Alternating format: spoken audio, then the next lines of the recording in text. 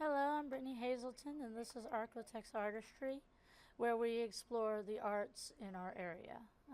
Today, I have an interview with a Shreveport artist that him and his wife, who is also a artist, are featured in a documentary that's going to be released soon called Acrylic, a Love Story. The two artists is Ben and Linda Moss. Now, Ben and Linda Moss are very well-known artists in the arts community, and they're known for beautiful acrylic paintings and murals. Linda focuses more on acrylic painting, while Ben Moss himself focuses on bigger art, including murals and street art and illustration. So before we start, I'm going to show a little bit of both of their art. Let's see.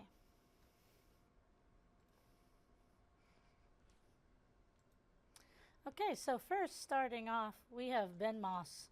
Now this is some of his standard painting work. You can see that they are mostly of like humanoid characters with like vibrant colors and almost surreal looking themes. But also they tend to look like they have a good graffiti influence. His mural street art, we can see some of you may recognize some of these. Let's see. They are local. These are pieces. This one here is in the downtown area, Shreveport. And that is Ben Moss. Here's Ben Moss here. Some more of his stuff. He's also good. He has amazing illustration work. Very, very like cartoon, but you know, they're comic characters blended with street art as well. Here's a self-portrait of him right there. Okay, and this is his website, mrployd.com. So if you get the chance, definitely go check out his work. You know, he's an amazing talent. Now his wife, Linda, both are professional artists, and that's kind of what the documentary is about. It's about their life as professional artists, the struggles that go along with that, and working just in art. Now it's a difficult thing to achieve, but it is possible, and they prove it's possible. Here's Linda's work. She has a lot of high contrast art featuring a lot of flowers and plants, but also people, and almost a mix of abstract and expressionism. Her work is phenomenal. There is amazing color that catches the eye.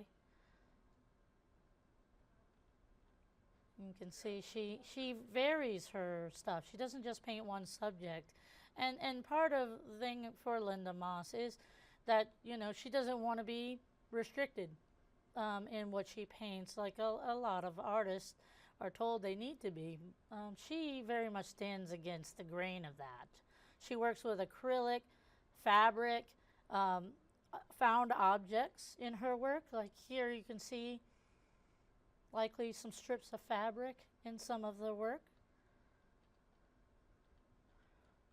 So now this documentary that's coming out is it's kind of explains how it is for artists. Now the important thing, you know, trying to work in a city and trying to, you know, create a creative environment that's good for us. You know, me and Ben Moss discuss in our interview the importance that cities support and support the artist community in their areas, and he has a few ideas about how cities like Shreveport can do the same as cities in New Orleans or Houston has done in supporting their art community. So please enjoy this.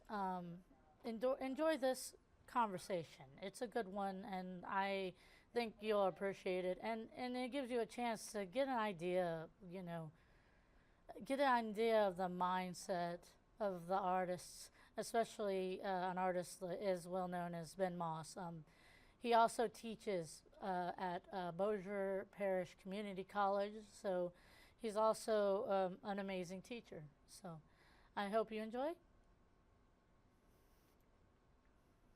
Hello, I'm Brittney Hazelton, and this is ArkLaTex Artistry, where we explore arts culture in our area.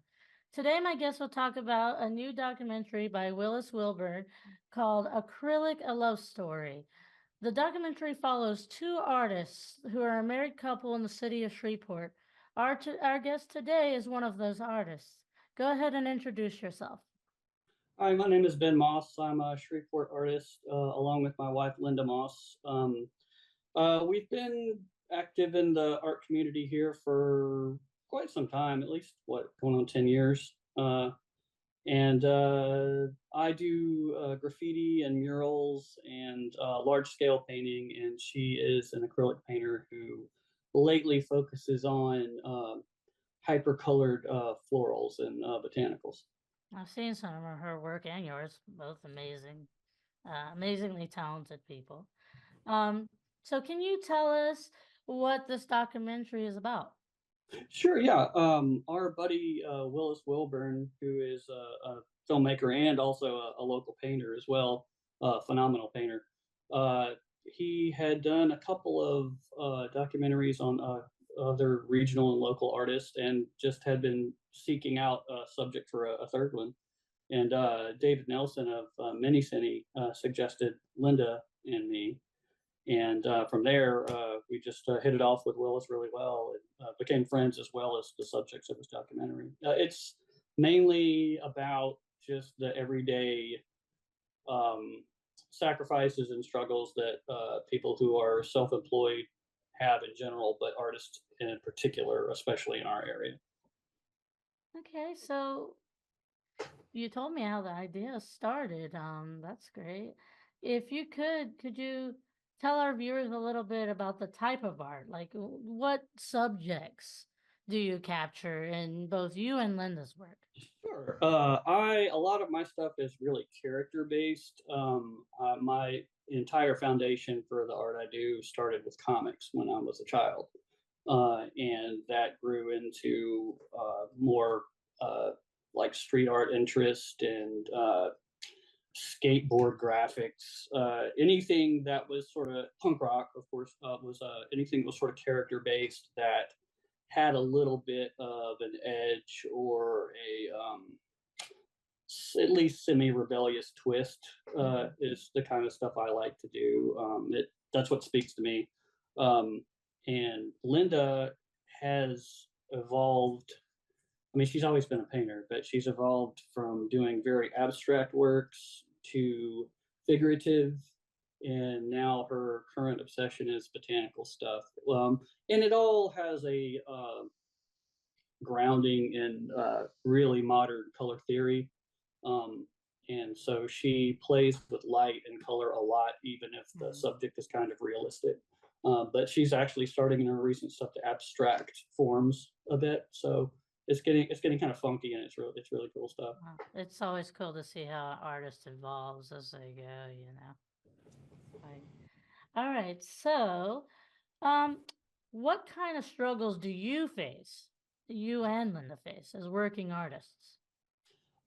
Mainly, the struggle is, for the most part, having enough work to try and sell at the moment to make bills and all those kinds of things, but also at the same time you have to try to build up a body of work to be able to show it in exhibitions or galleries and things like that. So there's always this sort of tension between the two, like, what do I need to make now to be able to buy groceries versus I really need to expand my reach and get my name out there, so I need to build up this body of work as well. So there's a constant dual goal there, I think.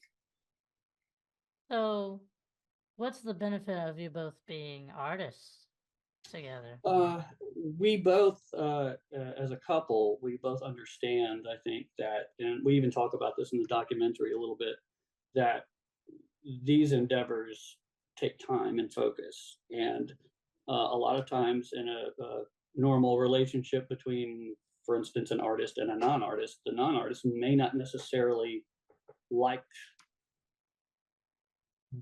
that's not lack of attention, but less attention paid to them because you have to do this thing, right? And a lack of understanding, I would imagine too. Yeah, absolutely. Some people, even if they love you, might look at this as a not a practical thing Yeah. to do, It's or not a real job. not a real job exactly. Well, yeah, air quotes and everything. Yeah. Um, I've literally heard that one before. I have Anyway, to. I have yeah. to. So it helps. That's a big benefit of being married to another artist, because she gets it, I get it. There's no conflict there. We're also really good about being each other's first critique. So usually in the middle of working on something, while it's still in progress, we'll step back and ask what the other thinks and how it could be improved and things like that. It's just kind of a built-in uh, quality control system. I think that's great. Yeah. That's awesome because especially it helps getting that critique from someone you love immediately first. You feel Yeah. less offended, Yeah. because you already communicate on a personal level. So Yeah, and you can count on them to be honest with you, while not being an absolute jerk about it. exactly.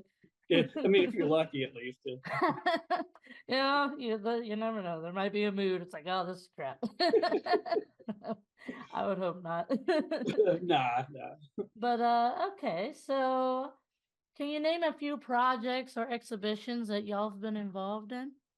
Yeah, we've done a couple of exhibitions together, just dual exhibition presentations.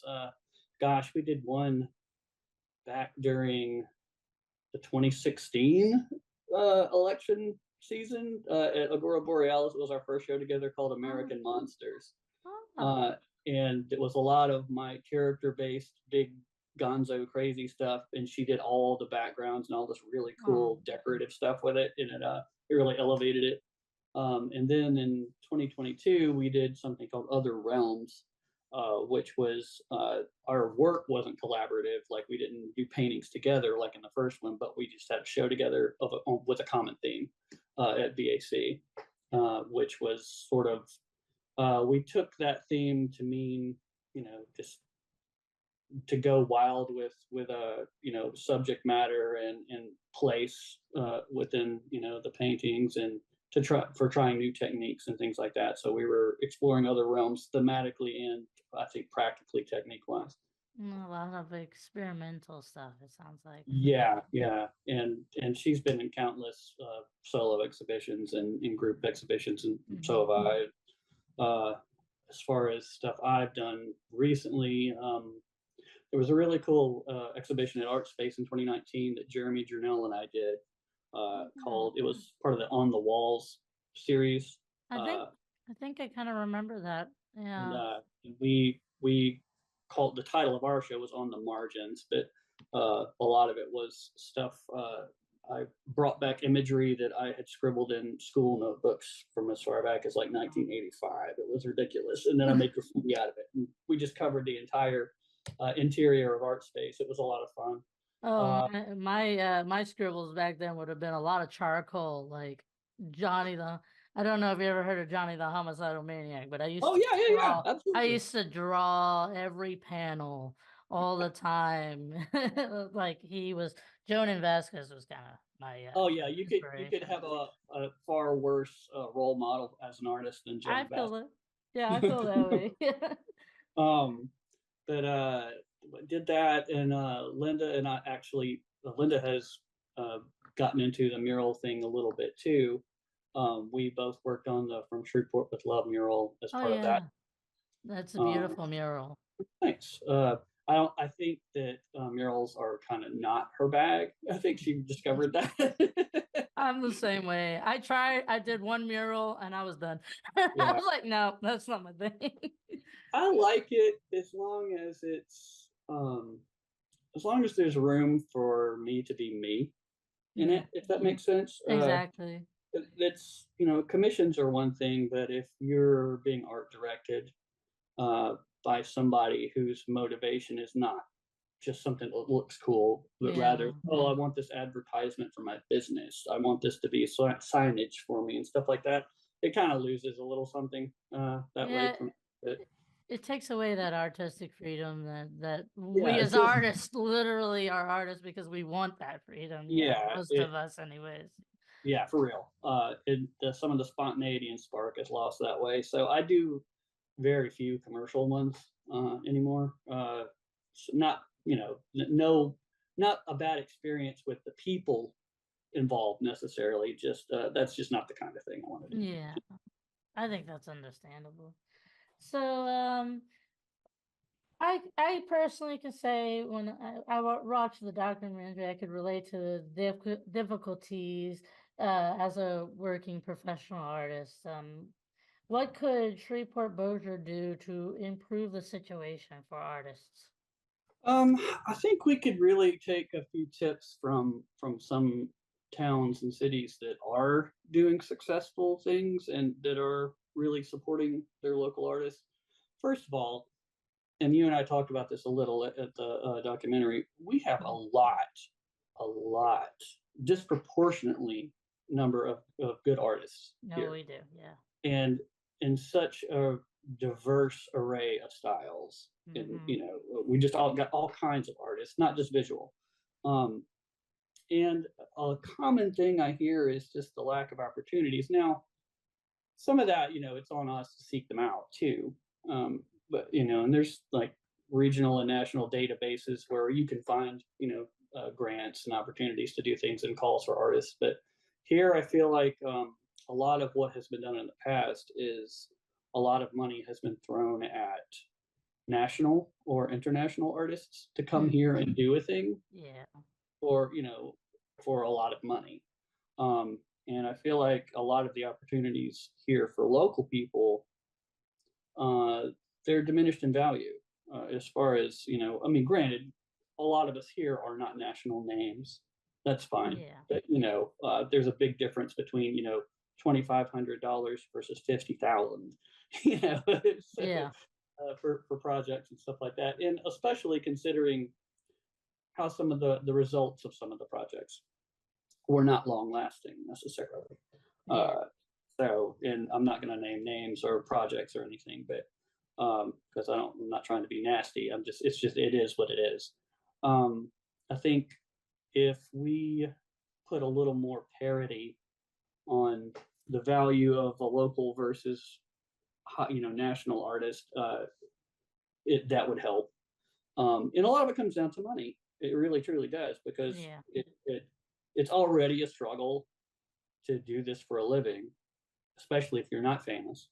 Um, but it's sometimes almost literally taking food out of the artist's mouth if you're nickel and dimed down to a really nominal fee for doing a big project for like an official entity like an arts council or something like that. So Yeah. and very often that's one of the first things to, like, if there have to be budget adjustments, in my experience, the first place they start cutting is the artist fee. So it is what it is, I guess. Hmm. But other towns, I interrupted myself when I started talking about this, like New Orleans and maybe Atlanta, um, will often have a muralist or graffiti artist licensure. You can pay, $50 or whatever it costs, and you will get a designated space to do some work on. And you can change it as often as you want, as long as it hits certain community standards. You can't do vulgar things and stuff like that. Yeah. But that's one, incentive, because that gets your work out there. There's no profit to be had from directly, but if people start seeing your work, you might get some traffic. I think that's a great idea. I think it also would fill the area with Yeah, artwork. I mean, too. what do we Yeah, want? Do we want industrial gray and rust, or do we want colorful? exactly. Which feels better psychologically? Yeah, Um, but and then there's also I've lost my train of thought. Oh yeah, something like and this is something I've advocated for at least 10 years, and a lot of times I get laughed out of the room. Is a graffiti park. Um, you know, I just think it's a good we idea. have so many abandoned buildings. We have so many places that have been leveled to the foundation, and there's nothing there being used. Uh, Set up a thing where it's a city park. Even it's under the auspices of SPAR. Uh, Charge a little $5 to get in. Have a pro shop where you can buy a can of spray paint and spray paint whatever you want. I think that's great. Not only does it like let artists make things and makes a otherwise wasteland area turned into something artistic that people Yeah, could come and enjoy. And absolutely. And it was the place called Hope Outdoor Gallery in Austin became a tourist destination because of it. People from all over would go specifically there for that, and then they would leave their own little mark, and anybody could do it. And that's engaging your audience and your tourists. It's generating maybe a little revenue. Uh, it's a place where people can go to do it so they don't go vandalize something else. yeah, I think it I mean, also gives a chance for artists who've never done some large scale work like that to actually get out and try it. yeah, because it's honestly, if you've never done it, the idea of getting out and doing it's a little scary for some people. That they feel, Hmm. oh well, I'm going to be breaking the law or something. I don't, I mean, you're lucky if you can find a spot to do it where it's free and not a big deal and nobody cares, or if it's legal. Yeah, Uh, but those things I think are ways that we could be supported here. I feel like maybe more reporting, like what you're doing on the artists here, it would be helpful. Even in the paper, we don't have a lot of paper code. We certainly don't have art reviews in our yeah, paper. I think most newspapers don't anymore. yeah. Um, It's there's I actually talked to Lauren Smart in one of Yeah, my interviews, and she told me that it's struggling. Like art critique is slowly dying art, and it's struggling right now very there's heavily. not many even big cities who have papers that do it anymore. There's a few, but not many. I experiment a little bit with it, but I haven't touched on actually trying to tell someone, hey, you need to change this direction. Oh well, You know, sure, yeah, it's kind of that's a difficult it's step to delicate. consider taking when you're an artist and you're talking to other artists. I don't know. I don't feel like I'm in a place to judge, but I am in a place to at least say this is what I loved, and that's what Sure. I try to experiment with a little bit in my I craft. do think it's probably a better idea if for somebody who's going to be a regular art critic to not necessarily be involved as an artist within the scene because Yeah. that invites a lot of controversy. Oh yeah. Yeah. That's But why I just say, here's this what I feel. This is what I like about it. I'm not gonna get into the negative parts. That's not. yeah, that's cool. Yeah, that's totally cool. Yeah, I think that's a safer way to go about it, especially if you are an artist, Yeah. honestly. So I don't anyway, want people hating me. right? uh, so let's see. Can you tell us, from your experience, you've already touched this on, but more about the Shreveport Bossier art community. Can you tell me, like, is there like something Lauren Smart said to me was that she feels like this area has a unique identifier to it, a unique style, overall, um, something special about it that she's been trying to put into words. Yeah, Um, it's difficult. Yeah, because it's hard to define it, and yet you instinctually know it's different from anywhere else. Yeah, it's I can totally identify with her saying that. It's hard to pin it down, but it's there. it's like You a can totally culture. tell. It's a culture of its own. Yeah, I feel like a lot of us, despite us having so widely variant different styles, like we all we all feel that inspiration from each other, kind of like New York scene when the artists all kind of felt that influence between each other. Yeah, I do think a big part of that is there seems to be a lot of solidarity here amongst the artists, even among those who have wildly different styles from each other. Um, I think our all of our experiences trying to be an artist here is kind of the glue of it, because we all have very similar, obstacles and Mhm. triumphs here. And I value that a lot, that we have such solidarity and, common feeling amongst the artists here. Kind of we bond in a way. Yeah, yeah, And it's absolutely. easy. It's easy when you go, at least for me, when I go to any art show where there's a lot of artists, I can just talk to them and just feel completely comfortable with it. And but when it goes me going into a room of normal people, I always am like, I'm not sure who here is actually sincere in their Right, conversation with me, you know. But with right. artists, there's always a sincerity with us here, at least the Shreveport Bossier artists. I agree, and it's I think a lot of it's we're speaking common language too, because even if we are painting, drawing, sculpting, whatever different things in different ways, we're still using the same building blocks, right? The Mhm. same, elements of art, the same principles of design. Like, so there's a commonality there, even if our end results are different, I think. Yeah, and learning from each other. I think we're That's always learning from each other. super valuable. Yeah.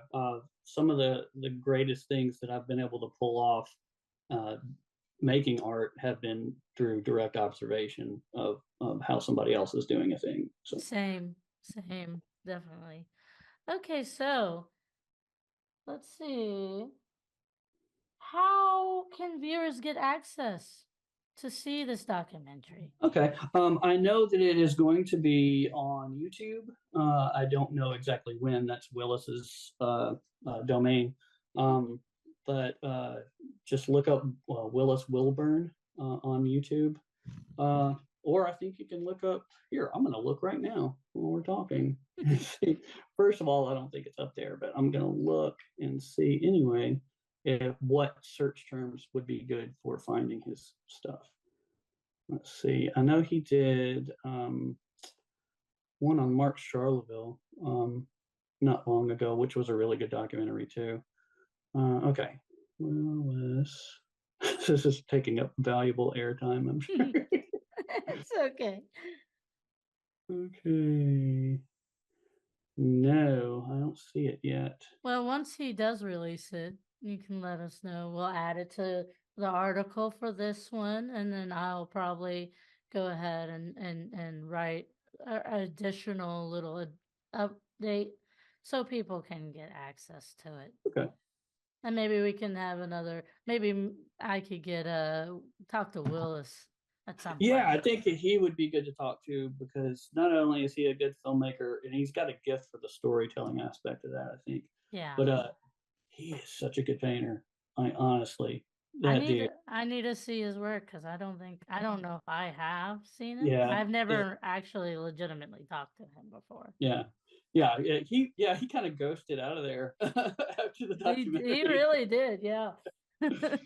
But yeah, I will make sure to update you on links for all that stuff. In Okay. the meantime, people can always go to mrploid.com, mrploid.com.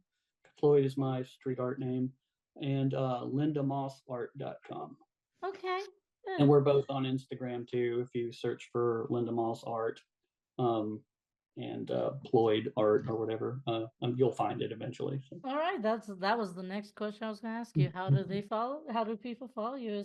Is there anything else you'd like to say to our viewers?